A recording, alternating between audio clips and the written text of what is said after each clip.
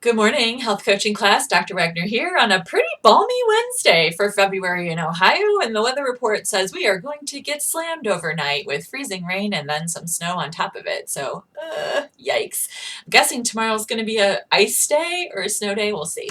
In any case, I hope you're safe and warm and healthy and acclimating to this new semester as well as you could be, given that we've had some interesting weather here in northeastern Ohio. I'm reaching out to help just further explain two different things that are going to come up this weekend, just to make sure that we're all on the same page with regard to my policies and procedures. So the first is our first live discussion. I appreciate your patience and your condolences for the move.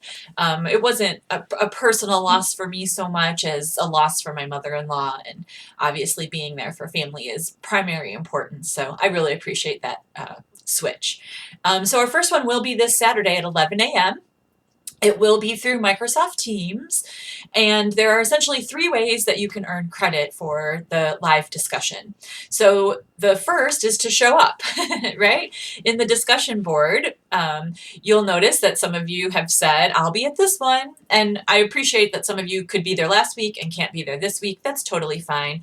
You'll notice that showing up to talk live is really more of a soft requirement in that there isn't really a grade associated with it. But I can't have a discussion if y'all don't show up. So I appreciate the way that you help me work through those, because I really don't want to ever go back to a discussion board where we're all writing responses and then interacting with those other written responses. And I think you'll find the live discussions are actually a really great time to just get together briefly. I schedule them for 30 minutes. They take usually about 20 to 30, and it really is just a casual conversation about the topic. This week's topic is, what is health? Essentially, what do we mean by health or being healthy? And then there's really no points ascribed to how deep or superficial that discussion is. Given the semester, sometimes we all just need a moment to be in fellowship with each other. And so we'll go from there. Okay, so three ways you can get credit. First, by showing up and being a live participant. Cameras on, ready to talk with us and interact with the conversation. The less I have to say, the better. You'll notice that I'm always wearing these headphones. That helps with the reverberation. I know we've all been online in this environment enough that we understand that if we're not wearing headphones, we want to keep our microphone muted so we're not hearing the feedback of the reverberation.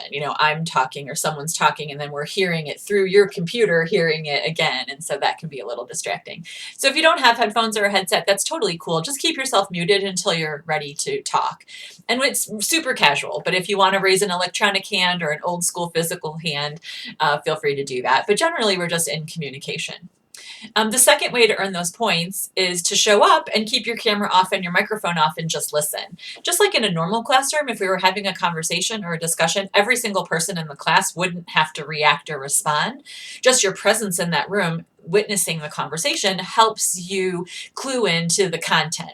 The conversations aren't only just social. You will find that some of the concepts and topics that we discuss will show up on our exams.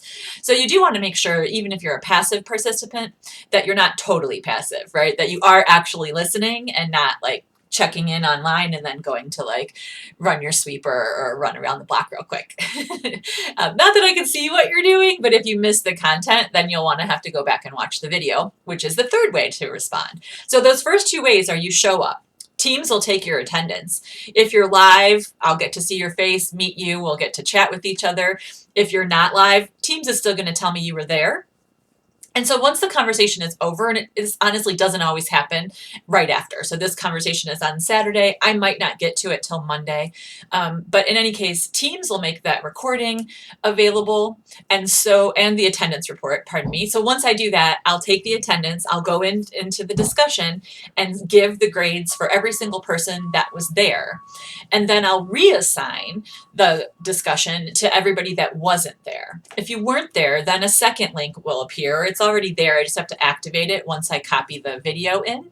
And so for everybody else, if you can't make the meeting for any reason at all, you don't have to tell me it's Saturday. This is an online class. There's really zero expectation that you show up ever at any given time or on any given day.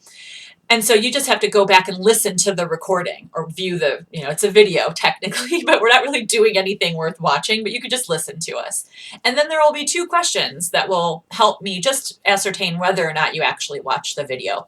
I think I've said this already, but I'll say it again. In past semesters, one of the questions was, why was Dr. Wagner bleeding in this video? And that was a live discussion that I happened to do at home, and one of my cats decided he would cut my finger open live during the discussion, which was really helpful. And so, just go with it. The questions are just so I checking to see that you actually watch the video. I'm not trying to make you do any extra work, but those of us that showed up live sat there for 20 to 30 minutes. And so we're going to ask you to sit there for 20 or 30 minutes. So those questions will only be assigned. This is a joy of Canvas, right? I can better decide who gets assigned what. That'll get assigned, and then I give you 2 weeks then to tap in, watch the video, and respond to those 2 questions. Each of the videos are worth 6 points. You'll notice there are 6 across, so there are extra ones. So feel free if you're feeling good about your grade and or not wanting to be part of a live discussion. You don't have to do everything. So keep that in mind. The second thing is your first video is due on Sunday. And I think there are other videos about this too that I'll make available, but since I'm reaching out to you today, I thought I would just add it. Your first video or just your introductions to each other. So a way for you to get used to putting yourself on camera in this way. A way for you to get accustomed, because keep in mind, you're going to record your video however you want to. This is my webcam up there so that my chin looks a little bit more thin. Right? And then on your phone, however it is, it doesn't matter to me. But then you upload your video to your own YouTube channel. That's important.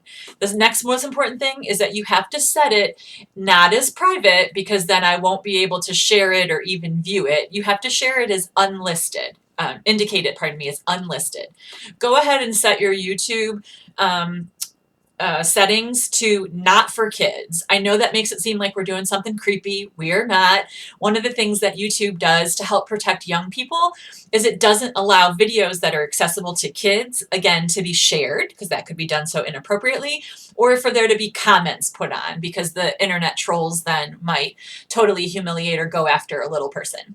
So you have to make it set not for kids and make it set as unlisted, right? Once it's done uploaded, and even before, frankly, you'll notice there's a copy or there's a share, right? So you're going to get that YouTube link that goes to your unlisted video, and that's what you're going to turn in to me in Canvas. And you can just throw it in the comments or whatever in that assignment, and then it'll upload. Then I come in first thing Monday morning, and I click through the videos, and once I have access to your video and it's unlisted and not for kids, I add it to my video playlist. The first one will be video number 1. And then hopefully that, remember the due date, and everything's flexible, but still just due by generally Monday morning. I make that playlist then. It's already available to you, but there are no videos on it currently, such that then you can go back and interact with each other's videos. You can watch as many as you want. There's a lot of you this semester, over 60, so you probably aren't going to watch all 60 like I will. For the first video, we're just going to comment on each other's videos in YouTube. So keep in mind, you're required to upload your video, share the link with me, and then later go back and view at least 2 of your classmates' videos that you're going to comment on. You might want to watch more than 2, because some people's you might not have anything to say, or you might not have anything nice to say, which is very rarely a problem, just so you know. The videos make people nervous at first, but are usually the way we actually create a pretty decent community within our class. Between the live discussions and the videos, you'll actually get to see each other a lot more than probably you do in another 100% online course. If you have any issues or concerns, please just let me know. Please do not try to upload your video to Canvas. That'll take forever, and then you're just going to get a naughty from me that says, please upload this to YouTube, set it as not for kids, and what's the other one? Unlisted, and resubmit. Keep in mind, I'm still keeping all my due dates flexible and all my assignments as well. So even you'll notice the 0, because that's how I alert you. You get a reassign, and you'll always get my comments there. All right. I'm also currently grading your Healthy People assignment. And so some of you there too, I'm saying, I need a little bit more. If at any time with anything except the exams, right, if you're not happy with the score you got, go ahead and resubmit. I don't always say, please feel free to resubmit, but know that that's always an option. You'll see almost everything has multiple submissions, unlimited submissions, frankly, so we can keep going. Obviously, it's best for me if we all get it right the first time, right? Then I'm not grading 60 plus people's assignments 5 times. But it is what it is, right? And if and when it becomes problematic, I'll reach out to you and say, like, all right, y'all, these assignments are getting a little light. We're going to have to raise the bar. I'm going to have to reduce the submissions, which I very rarely have to do. All right, I get that we're still in it. I get that this is still a rough semester. I really appreciate you here. I appreciate all the effort you've been giving all of your work and your assignments. I can't wait to see a small group of you on Saturday for our live discussion. And I'm really excited to witness your introductory videos to see just a little bit about you and for you to talk about my favorite thing, which is health behavior theory and which of those you like the best and which you think are a little wonky. All right, that's all for now. I'm going to go back to grading. Take care, hang in there. Please be safe tomorrow. The ice is no joke, and irrespective of whether or not the university chooses to make us have school or not, keep in mind you're in charge of your health and safety. So be strong. All right, talk to you soon.